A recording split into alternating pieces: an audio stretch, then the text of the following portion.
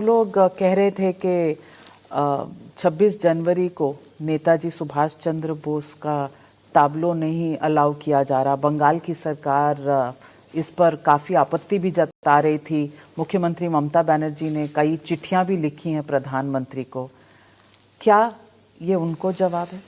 देखिए, एक तो बंगाल सरकार की कार्य पद्धति को हम लोगों ने भी देखा है और किसी भी स्कीम में वहां की सरकार अपना योगदान नहीं देती है। आप देखें कि पूरे देश के अंदर प्रधानमंत्री किसान सम्मान निधि का लाभ किसानों को मिला, बंगाल की सरकार ने अपने यहां लागू नहीं होने दिया, जिसमें हर किसान को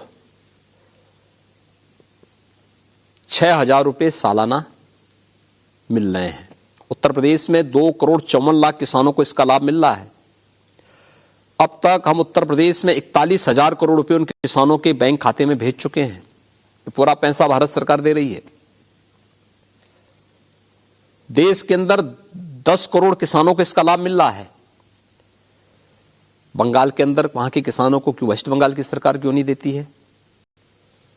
उनको तो केवल आंकड़े देने थे, पैसा डीबीटी के माध्यम से किसान के खाते में जाता है, लेकिन उसमें भी राजनीति।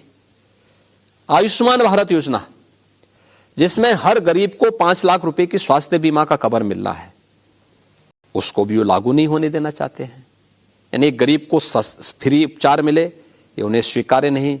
एक गरीब को फ्री में मकान मिले, ये उनको स्वीकार्य नहीं। एक गरीब को फ्री में शौचालय मिले, ये उनको स्वीकार्य नहीं। एक गरीब को फ्री में राशन मिले, ये उनको स्वीकार्य नहीं। एक किसान को हर साल 6,000 रुपए सालाना प्रधानमंत्री किसान सम्मान निधि का लाभ मिले, उनको स्वीकार्य नहीं। दूसरा, जो एग्जीबिशन गणतंत्र दिवस के अवसर पर चलती है, उसकी एंट्री पहले से मांगी जाती है।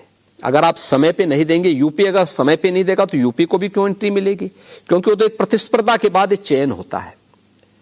आपने अगर समय पे अपनी वो नहीं दी है तो ये चीजें मुझे लगता है कि उसका कारण बना होगा। अन्यथा नेताजी सुभाष चंद्र बोस के प्रति हर भारतीय सम्मान का भाव व्यक्त करता है। और याद रखना कि नेताजी सुभाष चंद्र बोस हो, राष्ट्रपिता महात्मा गांधी जी हो, बाबा साहब भीमराव अंबेडकर जी हो, सरदार पटेल हो, ये सभी दिवस तो भारतीय जनता पार्टी नेतृत्व की केंद्र की सरकार ने मोदी जी के नेतृत्व में लिया।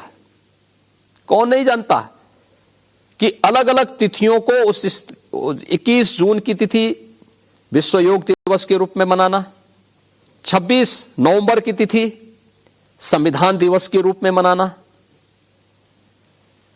26 दिसंबर की तिथि गुरु गोविंद सिंह जी के साहबजादों की स्मृति में बाल दिवस के रूप में उसको आयोजन करना, ये सभी तिथियां तो उसी स्मृति को आगे बढ़ाती है।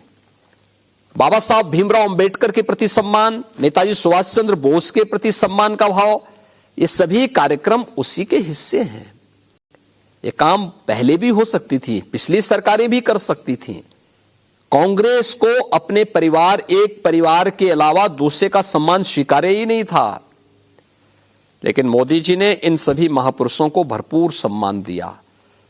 31 अक्टूबर की तिथि राष्ट्रीय एकता दिवस के रूप में सरदार वल्लभ भाई पटेल जी की जन्मदिन को मनाने का कार्यक्रम। ये सारी चीजें आपने बंगाल में समझाई थी, फिर भी वोट नहीं पड़े। वोट, ये काम हमारे लिए वोट के लिए नहीं था, ये राष्ट्रीय सम्मान का विषय था, राष्ट्र के सम्मान को आगे बढ़ाने का कार्यक्रम था। मैं आपसे पूछना चाहती हूँ, आपने कांग्रेस की बात छेड़ी, तो कांग्रेस की बात से मैं पूछना चाहती हूँ कि प्रियंका गांधी वाड्रा जी ने आज अनाउंसमेंट किया है कि यूपी की मुख्यमंत्री का चेहरा उनका है और वो रिप्रेजेंट करेंगी कांग्रेस पार्टी को उत्तर प्रदेश में। मैं आपसे पूछना चाहती हूँ, क्या आप वेलकम करेंगे कि वो भी चुनाव लड़ें? वो तो लड़ी रही है, अब लड़ने का है, वो तो लड़ी रही है। उन्होंने तो कोई सीट नहीं घोषित। और मैं क्या कह रहा हूं ना, सवाल ये है कि ये काम उस पार्टी का है, हमारी पार्टी का नहीं है। ये कांग्रेस का आंतरिक मामला है। हर व्यक्ति को चुनाव लड़ने का अधिकार है, हर व्यक्ति को चुनाव लड़ने का अधिकार है। आप कैसे रोक सकते हैं? क्या मैं अखिलेश जी को रोक सकता हूं? मैं कौन होता हूं रोकने वाला? वो पार्टी तय करें।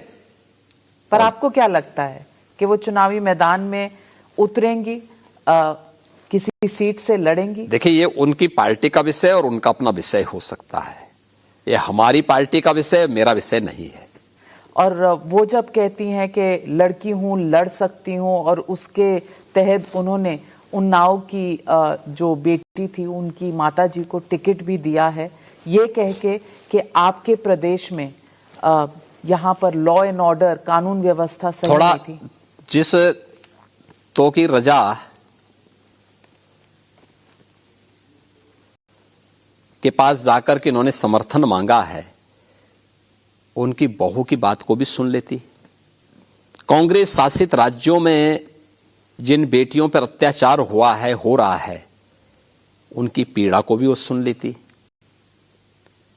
उत्तर प्रदेश में हर बेटी सुरक्षित है और वह जिम्मेदारी हमारी है, न केवल सुरक्षा का बल्कि उनके सम्मान और उनके स्वावलंबन का पूरा दायित्व भी हमारा है। सरकार उस दायित्व को पूरी जिम्मेदारी के साथ निर्वहन करने का कार्य कर रही है।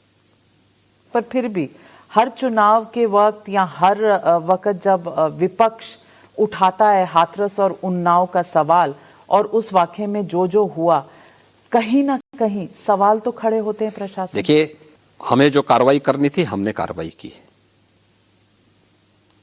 हमने कभी किसी अपराधी को बचाने का प्रयास नहीं किया। अगर घटना घटित हुई तो उसमें त्वरित एक्शन भी हुआ। दूसरा, न्यायालय ने एसआईटी का गठन किया, वो जांच कर रही है। मामला सीबीआई के पास है, सीबीआई उसका इन्वेस्टिगेशन कर रही है। हम किसी निष्कर्ष पर तो पहुंचे पहले। मुद्दा उठाने से कौन रोक रहा है? आप लाग उठाइए, उसके परिणाम भी आपके सामने आएंगे। सच को जाने बगैर अगर आप मुद्दों को उठा रहे हैं तो ये आपका विषय है, आपका अधिकार है। और हम लोग लाभ और हानि की दृष्टि से नहीं, प्रदेश में अपनी जिम्मेदारी को देखते हुए हम लोगों ने मिशन शक्ति का कार्यक्रम हमारी सरकार ने चलाया। अपराधी कोई भी हो, उसके खिलाफ कठोरतम कार्रवाई की। सुरक्षा का बेहतर वातावरण हमारी सरकार ने दिया। न केवल बेटियों को बल्कि प्रदेश के अंदर प्रत्येक महिला को सुरक्षा, सम्मान और स्वावलंबन की ओर अग्रसर हमारी सरकार ने किया। आज भयमुक्त वातावरण प्रदेश के अंदर है एक, और ये सुरक्षा और कानून व्यवस्था की बेहतरीन स्थिति ने प्रदेश के अंदर निवेश की संभावनाओं को भी आगे बढ़ाया। यही उत्तर प्रदेश था जिस उत्तर प्रदेश में हर निवेशक आने से डरता था, क्योंकि जब वो स्वयं सुरक्षित नहीं, उसकी पूंजी कहां से सुरक्षित होगी। आज तो प्रदेश में 4 लाख करोड़ का निवेश हो रहा है, लेकिन आपकी पर कैपिटा इनकम गिरती चली जा रही है। पर कैपिटा इनकम 5% थी, अब 1.8%। हमारी पर कैपिटा इनकम पहले से दुगनी हुई है। ये नंबर नहीं बताते, मैं क्या कह रहा हूं, पहले से दुगनी हुई है। पहले उत्तर प्रदेश में जब हम लोग आए थे, यहां पे 43,000 सालाना पर कैपिटा इनकम थी। आज ये बढ़कर के प्रदेश के अंदर 90,000 पर कैपिटा इनकम है यूपी की। यूपी में पर कैपिटा इनकम बढ़ी है। उत्तर प्रदेश के अंदर, उत्तर प्रदेश की अर्थव्यवस्था में डबल की वृद्धि हुई है। उत्तर प्रदेश के बजट में हम 3 गुना उत्तर प्रदेश के बजट को बढ़ाए हैं।